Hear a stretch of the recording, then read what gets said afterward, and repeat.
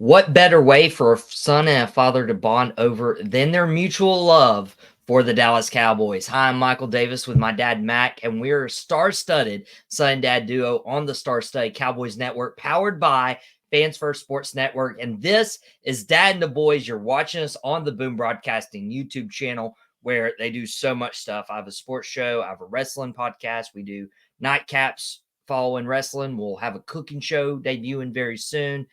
Sean Lucas does his own wrestling podcast and TV show and movie review. So there's a lot of stuff on Boom Broadcasting, and Boom will eventually have a Green Bay Packers podcast. I'm sure Carson will do great on that, even if he doesn't have good choices in teams. But you can also catch more teams on the Fans First Sports Network. But this is Dad and the Boys. We focus on the Dallas Cowboys. You got the pennants right behind us. Dad's decked out in Cowboys gear. I got the Cowboys colors on, and the Cowboys had a joint practice with their opponent this Sunday. The Los Angeles Rams. Will preview what that Sunday will be. But first and foremost, how do you think, Dad, the joint practice went against the team? Well, I think the main purpose of the joint practice is to get your starters some quality reps under a controlled environment. And because let's face it, if you're planning on watching Sunday's game to see Dak Prescott and Ezekiel Elliott and Micah Parsons, you're probably going to be disappointed, highly disappointed. So it allowed you to get those first team guys reps against the other team's first team guys. And it, from what I've gathered from the practice yesterday, it had a lot of highlights. Dak looked good. Micah, of course, is Micah. Mozzie had some really good, impressive snaps where he actually got into the backfield. That's promising to hear. You know, so Zeke, everybody's been dogging my boy, saying that he's old and slow, but hey, he's just a little bit older, but he ain't slow. He looked pretty good coming out of that backfield. Now Rico's got a little bit more speed than he does, but he's got a few years on Rico as well. And with Zeke, like people keep dogging the Zeke signing. I just want to say, I'm not saying you're wrong, but what is the one thing Dallas lacked last year? It was that short yardage back. Like, who are we going to put in the backfield to get the 3rd and 1, the 3rd and 2, get a goal line back? Like, we had nobody. Yes, Tony Pollard had the burst, and everybody a couple years ago were like, oh, the Cowboys should dump Zeke and just go with Tony Pollard. I'm like, well, if that's the case, yes. And maybe I was in that camp a couple years ago, like, hey, Tony Pollard should be the feature back. But we were paying Zeke a lot of money, and he wasn't producing like the running back one. But what ended up happening was we didn't replace Zeke at the goal line. We didn't replace Zeke in those short yard situations. And Dallas was cost a few games because of that. So people upset about the Zeke signing should not be. Like, it is a real game changer. Well, you know, the funny thing about that whole situation is, son, that they dogged Zeke. And why was it that they dogged Zeke? It was because Zeke wasn't living up to the contract that he signed. Yeah. And lo and behold, this past offseason, Dallas doesn't go out and spend on Derrick Henry and Saquon Barkley mega bucks. They readjusted their emphasis to put the money in the money's positions, not the running back.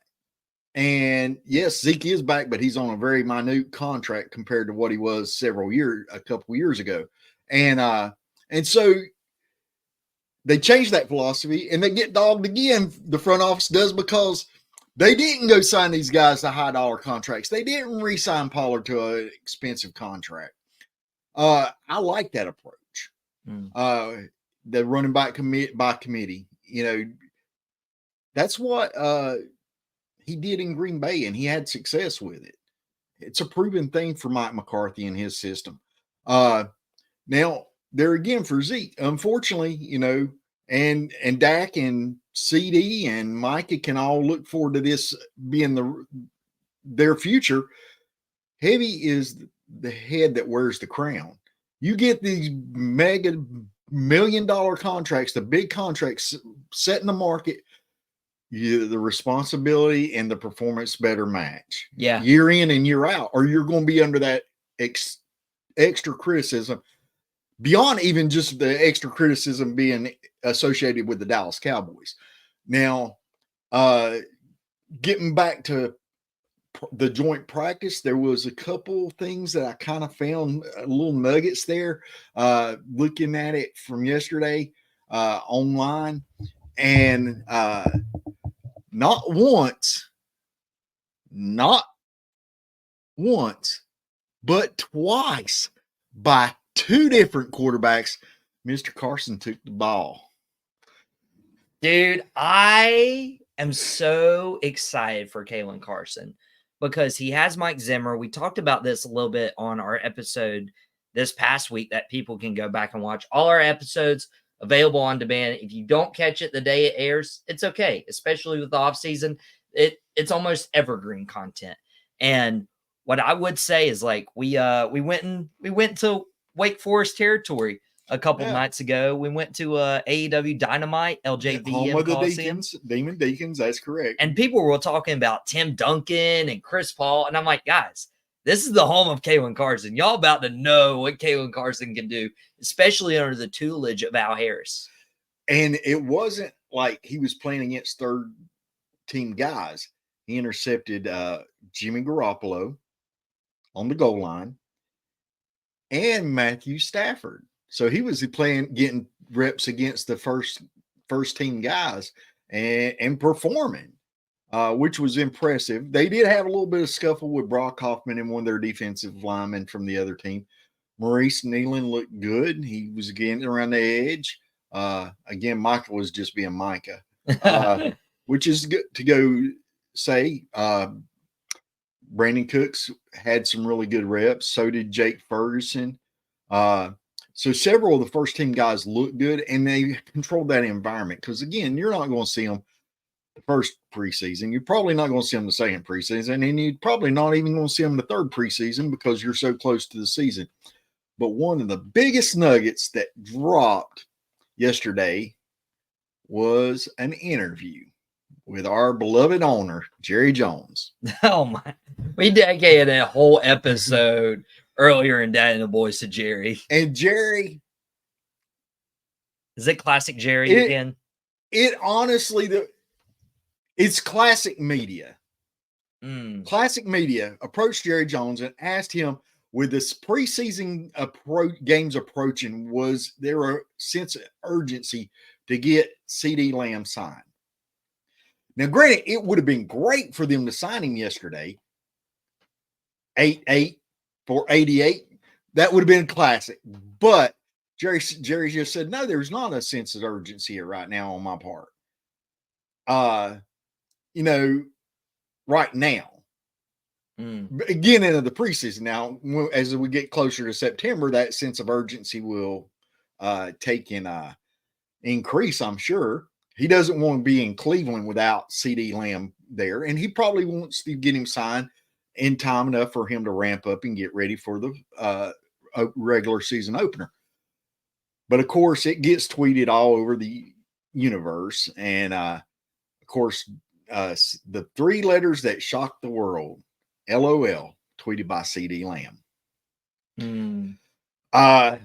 But the way they phrased the question and what they never said that when they tweeted it, they didn't include that part about with the preseason opener. Was there a sense of urgency? They just tweeted that Jerry Jones in an interview says there's no sense of urgency to get CeeDee Lamb signed on his part. Again, classic media getting clickbait. Guys come back in off the ledge. When we get to Cleveland, CeeDee Lamb will be wearing his usual number 88, and he will be catching passes from Dak Prescott. You think he's signed before the season opener in a month? Without a doubt. Okay. What is Jerry's famous line? Money. Deadlines make deals. Deadlines make deals. And not that there's a deadline, but he does have a deadline in his head. And that deadline is is CD going to be there for the game? And like Mickey Spagnola once said, CD's got $1 million riding on that game in Cleveland. It is hard to turn down some money. It's going to be interesting. We talked a little bit about what this joint practice looked like. Thankfully, the guy that Brock Hoffman, had to be separated from wasn't Aaron Donald. We won't have to face Aaron Donald with the LA Rams anymore. But we're going to take a quick commercial break if you're listening to us on Fans First Sports Network. And when we come back, we're going to talk very briefly about who we signed, if there's any expectations there. And we're going to preview Sunday when we see more of the second and third string guys and the people fighting for their jobs next on Dad and the Boys. Thanks for staying with us if you're listening on the Fans First Sports Network. And of course, we don't do commercials on Boom Broadcasting just yet. What I do want to touch on before we talk about Sunday's preseason game against the LA Rams, it'll be the first game action we see from these guys.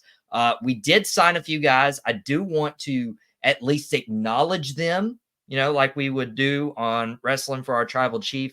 I do want to acknowledge they were signed, maybe more for depth. It was linebacker Nick Vigil. The interesting note with Vigil is he was a Minnesota Viking with Mike Zimmer in Zimmer's last year in Minnesota in 2021. He was a third-round pick by the Cincinnati Bengals back in 2016, and he most recently played for the Vikings again in 2023. Another one we signed was another linebacker, Darius Harris. Darius Harris is actually a 3-time Super Bowl champion with a career total of 1.5 sacks, 58 tackles, and all of those Super Bowls came because he was on the roster of the Kansas City Chiefs. Wasn't a big contributor, of course, but hey, you bring in a Super Bowl champion. I mean, rings talk, right? And the other one, not a linebacker, it's a defensive tackle who has made his way around the league, including a short stint in Philadelphia, both in 2019 and 2020.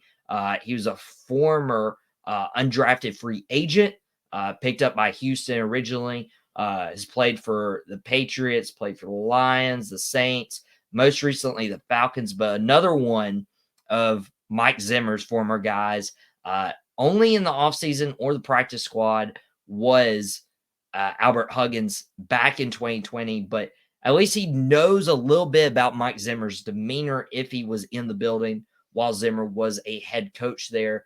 Dad, I am looking at this. I'm like, okay, we do need linebacker depth. We do need defensive line depth. And there's usually a name that people aren't familiar with. And once they get in Dallas, it's like, oh, where did this guy come from? Why is he bouncing around the league? But once they're found in a system they actually thrive in, they're like, hey, we have an actual chance to get production out of them in the regular season. Well, do we expect these gentlemen to be on the 53 when we get to Cleveland? Probably not. It'll be competitive for sure. But as you've learned in your short working career, and as you're going through building your Boom Broadcasting as the president, and you go to people that's done this, and you gather information from them. Yeah. If you look back through these guys' playing careers, you see that they've been on several football teams and they've been under several different defensive coordinators. With that, they're going to bring knowledge. If you look at our depth chart in those two positions, defensive tackle and linebacker, we've got a lot of young guys. Yeah. And very little experience. So not only will they provide depth through these games, so we're not playing Kendricks and putting him at risk of injury. Hopefully spelling Diggy a little bit. And Smith, he needs to get a lot of the reps, but he also needs rest because he needs to be fresh for Cleveland. So it provides that depth. Plus, it takes in it gives these guys will bring knowledge to the younger players and tutelage, and that will allow them to gain valuable knowledge to enhance their careers. There's an adage in wrestling. A lot of people. I remember not Dusty, but Dustin Rhodes come out recently and said, "Quit calling people jobbers." Oh yeah. He said, "Call them enhancement talent." I look at these guys as enhancement talent. They're going to enhance the young guys that we're trying to build, and hopefully provide them with something that'll help build their career, that they'll have longevity too. Now, one of these may shine and they may stick. All the better. Yeah, for real. There's one sure way that you can win the lottery is have a ticket. If you don't have a ticket, there is no chance that you will. These guys are cashing in on a lottery ticket that hopefully they'll shine well enough to either land on the Dallas Cowboys or to take and land with another squad. They know that they're going to get playing time. Yeah. So I applaud them for their efforts. I hope that they shine well enough that they make the decision hard for Mike Zimmer when it comes cutting time for his defense. And McCarthy went over for overall team chemistry. That's all the better. Make the Dallas Cowboys stronger. Yeah. And it's really good. Like, it is a really good feeling when you perform so well that, people are trying to budget, like, who can we keep? Who do we want back next year? And you're like, hey, my work speaks for itself. And so I encourage all these guys who are, listening to Dad and the Boys, because why wouldn't you, right? I encourage them, do your very best, and excited to see what you do. And it all starts this Sunday when we have the first preseason game of the Cowboys and the LA Rams. Now, note, we have been doing 2 episodes a week for Dad and the Boys. We're only going to do 1 episode next week. I'll be out of town. So logistically, next week's episode on Friday will cover this game in the past tense and look ahead to our next preseason game immediately following that. But when it comes to the preseason, I mean, we talked about the first string guys shining, but these guys playing on Sunday, they're going to be fighting for their lives. They're fighting for their jobs. And, when your back's up against the wall, that's where you do your best. Well, I mean, Dallas, I think most of their starters are set, minus a few positions. And most of them will probably not see the field on Sunday, but several of these down roster guys will. And not only are they playing for the Dallas Cowboys, but they're playing to shine for the other teams out there. Really looking forward to seeing Trey Lance. You've been talking about him a lot. You're more hopeful than I've been. Well, I heard Mickey Spagnola say it one time on one of the podcasts he does on Mix Shots. He said that, you'll be sitting there and you'll be like, what the heck was that from Trey Lance? He says, but then you turn around and he dropped a long pass on a dime, corner of the end zone to a running back for a touchdown. And he goes, I get it. There's the talent. So there's those glimpses of talent. You got to realize this kid only played 1 year of college ball. The equivalent of 1 year of college ball. He's been in the league this is his 4th year, but he hasn't played any. Yeah. I mean, unfortunately, due to injury, I think it hurt his psyche while he was in San Fran. Everything going on. I think they, have worked with him over the past year. I think that, and I hope that it does. I'm an optimist person when it comes to my Dallas Cowboys. You're more optimistic. I'm more like, let's be a little more down to earth when it comes to it. Well, I mean, every year's a Super Bowl year. Yeah. I mean, it is. I mean, that's my hope. I mean, you know me. If we win on Sunday, I'm great for the rest of the week. If we lose on Sunday, the rest of the week sucks for me. Yeah, the weeks we lose, we might have to replace Dad on Dad and the Boys. It's terrible. I mean, but Sundays are a highlight. One, we spend that's 3 hours sitting side by side watching the games. Yeah. You know, there was some years when you were at college that we didn't get that opportunity, and they were deeply missed. But, you know, now we have that opportunity to sit beside each other, comment, and they're always more enjoyable. Yeah.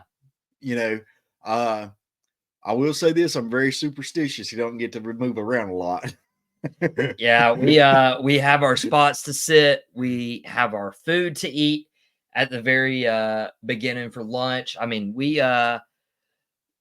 keep a tight ship here when it comes to the Cowboys. Yeah, it's not always this relaxed when you're doing game day is a whole different beast. Now, one name I really want to see improve, because I feel like he's about to lose his job, is Awesome Richards, the guy from North Carolina. Gosh, he's only 23 years old, but I'll be honest, like looking at the rest of the team, he was a fifth round pick just last year, pick 169, and I'll be honest, like when you look at the depth chart above him, you're talking about Tyler Guyton, the first round pick. You're talking about Chuma Edoga. You're talking about if Awesome Richards was kicked into inside, you got Tyler Smith, TJ Bass. You got Cooper Beebe, Brock Hoffman. Like there's a lot of depth. Awesome Richards is our future swing tackle. Really? My words. Really? Yes. Why do you say that? Because I've been watching practice. He's really done good. And not only me from a layman's eyes have viewed this and stuff, but I'm going to revert back to my boy, one of my favorite offensive linemen of all time of the Dallas Cowboys, Nate Newton. He's like Nate. He's a big Awesome Richards fan. Awesome Richards has really improved this year, and he's actually doing a lot at the swing tackle position. He's not going inside. Now, our 7th round pick, Thomas, he is actually being groomed for like a guard position. Wow. Yeah. But Awesome Richards is going to be around for a while. He's going to probably be our swing tackle. But how many people of those offensive linemen do you keep? Do you keep we'll 10? We'll keep 10. Okay. We'll keep 10. 10 on the active 53-man roster, or 10 including practice squad? 10 and probably a couple on the practice squad. Okay. Yeah. I'm just I look at our offensive line, and that's where we're most deep. You've got to look at the history of the Dallas Cowboys. I mean, you know, in the roster when you're sitting there predicting roster construction, you've got to look at their history. And one of their histories is ever since McCarthy's been there, they run 9 to 10 offensive linemen, and anywhere from 8 to 9 defensive linemen. Okay. So I mean that they do go deep on those positions. They do cut a little bit on the other positions, but those go deep. You know, I don't know. The one I would honestly be scared of potentially losing his job, and I'd hate to see it. I don't know. They're trying to get a place for him. Right now he's injured. I think with a groin injury, or a soft tissue injury. One I feel that's more on the bubble of potentially losing his job, probably to go to the practice squad, would be Deuce Vaughn, last year's draft story. That would be tough. I'd rather. I don't know. I don't think I agree, because like I'm looking at our running backs, and like Ezekiel Elliott's there. Rico Dowdle's there. And Freeman has really shined. But they're the same type of back. So Freeman's shined though in practice. Do you keep Freeman, and then it's just the same guy with like Dowdle and Freeman versus like the X factor Deuce Vaughn brings? Yeah, but I don't know that Deuce Vaughn brings enough of that X factor. That's the sad thing of it is he was a wonderful draft story last year, but I don't know that he brings enough that draft factor. Plus, he's been hurt most of camp. so far, and he's dealing with that again, soft tissue injury. I think it's his groin, and he just, he hasn't had that opportunity to shine. And Yeah. and there again, they were trying him out at during OTAs and mini camps and stuff at slot receiver. Well, is he really going to take CeeDee Lamb's spot? I mean, he's not a slot receiver, but he has Darren Sproles' capabilities. So the one thing I would say that potentially would save Deuce Vaughn is special teams. Yeah. Since you've got to have two return people in the thing, the potential for him to be special teams. So for Deuce Vaughn, his hope is that Rico Dowdle actually is our lead back. Because right now Rico Dowdle is listed as a special teams kick returner along with Turpin. So for Deuce, if Rico's not doing kick returns and he can slide into that role, he does stand a better chance to make the team. Well, it'd be very unfortunate if Deuce lost his job.